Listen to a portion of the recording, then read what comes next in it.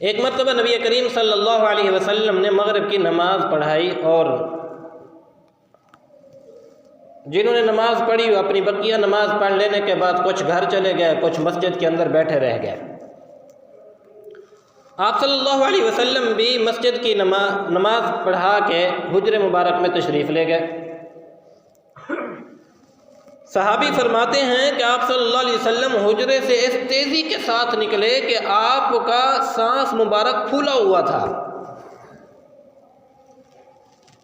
کوئی بڑی بشارت دینی جیسے ہوتی ہے نا، خوشی میں ایک انسان دوڑتا ہے کسی کو خوشخبری سنانے کے لیے، تو نبی علیہ الصلوۃ والسلام بھی ایسے دوڑ کے تیزی کے ساتھ تشریف لا رہے تھے اور سانس پھولا ہوا تھا۔ آپ نے ارشاد فرمایا کہ جو لوگ مسجد کے اندر بیٹھے ہوئے ہیں، ابھی ابھی اللہ نے اس کے لیے آسمانوں کے اوپر ایک دروازہ خاص انہی لوگوں کے لیے کھول کے رکھا ہوا ہے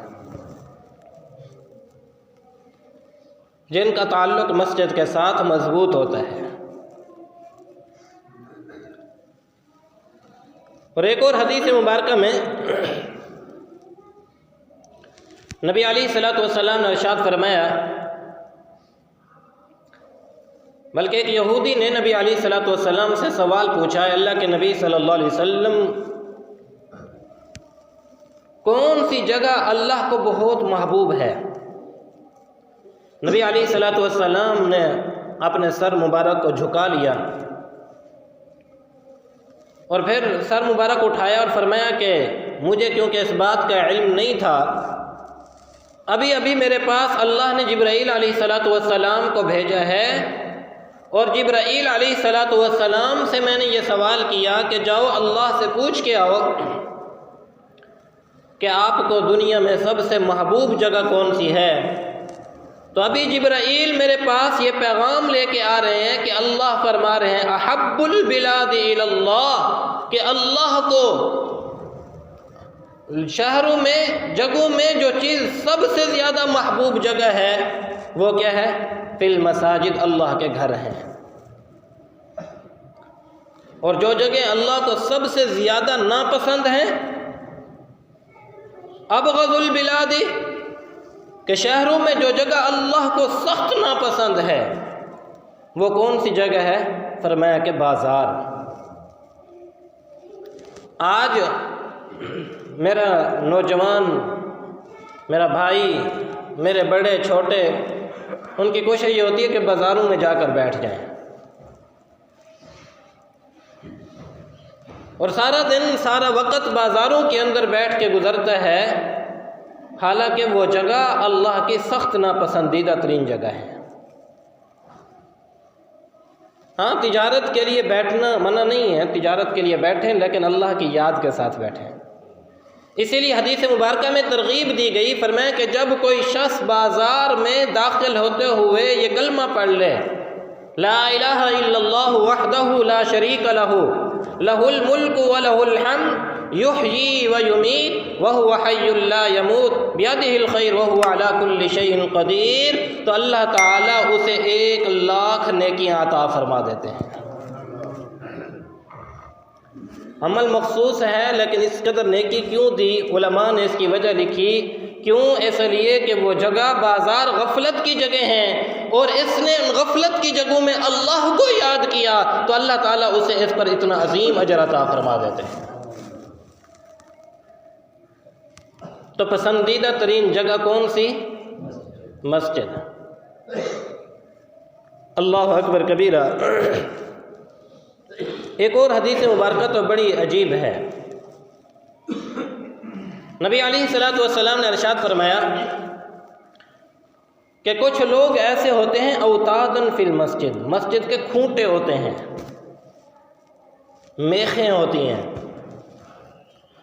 یعنی ان کا تعلق مسجد کے ساتھ انتہائی گہرا ہوتا ہے۔ بھئی کھوٹیں وہی ہوتی ہیں نا جو ہر وقت مسجد کے ساتھ لٹکی ہوئی ہوں، مسجد میں لگی ہوئی ہوں۔ نبی علیہ الصلوۃ والسلام کے الفاظ یہ بتا رہے ہیں کہ ان کا تعلق مسجد کے ساتھ انتہائی گہرا ہوتا ہے، اور جب ان کا تعلق مسجد کے ساتھ گہرا ہوتا ہے تو نبی علیہ السلام نے ارشاد فرمایا یہ وہ لوگ ہیں کہ ان کے ہم نشین فرشتے ہوتے ہیں، ان کے ہم جلیس فرشتے ہوا کرتے ہیں۔ ان کے ساتھ بیٹھنے والے کون ہوتے ہیں؟ فرشتے ہوتے ہیں۔ اور جب یہ لوگ بیمار ہوتے ہیں تو ان کی عیادت کرنے کے لیے بھی اللہ کے فرشتے جاتے ہیں۔ اور اگر کسی وجہ سے یہ مسجد کے اندر نہیں آ سکے تو جس طرح ہمارا کسی کے ساتھ گہرا تعلق ہو نا، گہرا مضبوط پیار ہو، دوستی کا تعلق ہو، وہ ایک دن نظر نہ تو ہم دوسروں سے پوچھتے نا یار وہ کہاں گئے ہیں۔ تو نبی علیہ السلام نے ارشاد فرمایا کہ جب یہ لوگ غائب ہوتے ہیں تو ان کے بارے میں فرشتے پوچھتے ہیں کہ یہ کہاں گئے ہیں، ان کو تلاش کیا جاتا ہے۔ اللہ اکبر کبیرہ، یہ کس قدر خوش نصیب ہیں یہ لوگ کہ جن کے ہم نشین اللہ کے فرشتے ہوا کرتے ہیں۔ اس لیے ایک مومن کو اپنا تعلق مسجد کے ساتھ مضبوط بنانا چاہیے۔ آپ اس بات سے اندازہ لگائیے کہ اس دنیا کے اوپر سب سے پہلا گھر کون سا بنا ہے؟ بولے نا بھائی، بیت اللہ۔ اور وہ کس کے لیے ہے؟ اللہ کی عبادت کے لیے ہے نا۔ تو دنیا پہ اللہ نے سب سے پہلا جو گھر بنوایا وہ کون سا بنوایا؟ اپنا گھر بنوایا، عبادت کے لیے بنوایا۔ یہ اس بات کی تعلیم تھی، میرے بندے میں تمہیں دنیا کے اندر تو بھیج رہا ہوں لیکن تیرے دنیا میں آنے میں سب سے پہلے جو تعلق تیرا ہونا چاہیے وہ کس کے ساتھ ہونا چاہیے؟ اللہ کے گھر کے ساتھ ہونا چاہیے۔ نبی کریم صلی اللہ علیہ وسلم نے جب مکہ المکرمہ سے مدینہ المنورہ کی طرف ہجرت فرمائی، آپ جانتے ہیں کہ نبی علیہ السلام سب سے پہلے قباء کی بستی میں پہنچے۔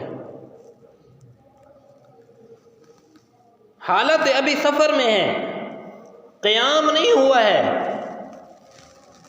اور کئی دن کا مسلسل سفر ہے، اور وہ سفر بھی کوئی ہوائی جہاز کا سفر نہیں تھا،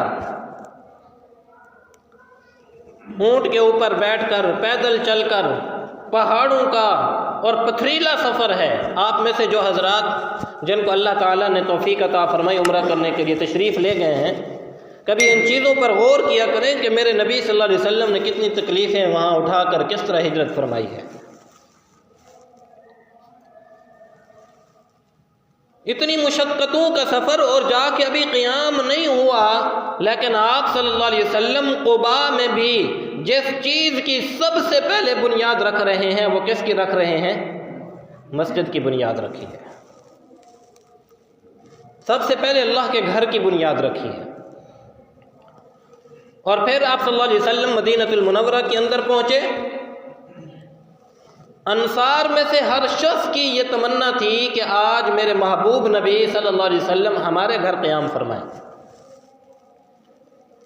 آپ صلی اللہ علیہ وسلم نے فرمایا اونٹنی کو چھوڑ دو، یہ مامور من اللہ ہے، اللہ کی طرف سے یہ مامور ہے، جہاں بیٹھے گی میں وہیں پر اسی کے گھر میں رہوں گا۔ ایک جگہ اونٹنی بیٹھی اور بیٹھ کے پھر کھڑی ہو گئی۔ آپ صلی اللہ علیہ وسلم نے، غور فرمائیے گا، آپ صلی اللہ علیہ وسلم نے پوچھا کہ یہ جگہ کس کی ہے؟ صحابہ نے عرض کیا اللہ کے نبی صلی اللہ علیہ وسلم 2 یتیم بچے ہیں ان کی ہے۔